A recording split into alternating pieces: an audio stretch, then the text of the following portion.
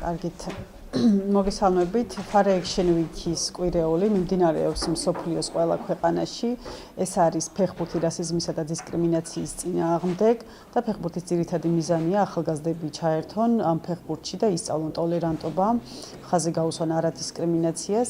ჩვენი ორგანიზაცია უკვე მესამე წელია ამ აქტივობაში აქტიურად იღებს მონაწილეობას, წელს უფრო მეტი ქალაქი და რეგიონი ჩავთეთ, წელს იყო ჩართული კასპი, ქარელი, გორი და ხაშური და ყველა ქალაქში ჰქონდა განსხვავებული სლოგანები დისკრიმინაციის წინააღმდეგ. გორში ჰქონდა სლოგანი, ეს იყო ფეხბურთი როგორც მხარდამჭერი შიშიმპირი ადამიანების და გვინდოდა ხაზი გაგვესვა, რომ არ არსებობს შეზღუდული შესაძლებლობები და ამ ადამიანებსაც უნდა მივცეთ საშუალება, რომ ჩაერთონ საზოგადოებრივ ცხოვრებაში.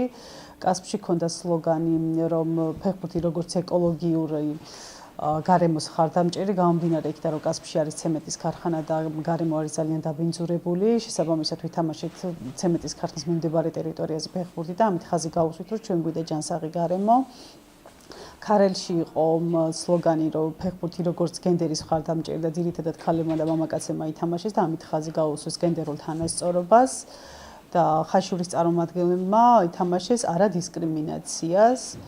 ვფიქრობთ, რომ მსგავსი ტიპის ფეხბურთის მატჩები ძალიან მნიშვნელოვანია ახალგაზრდებისთვის, რომ აიმაღლონ ცნობიერება, როგორ უნდა დავგმოთ დისკრიმინაცია და რასიზმი და მხარი დაუჭიროთ ტოლერანტობას.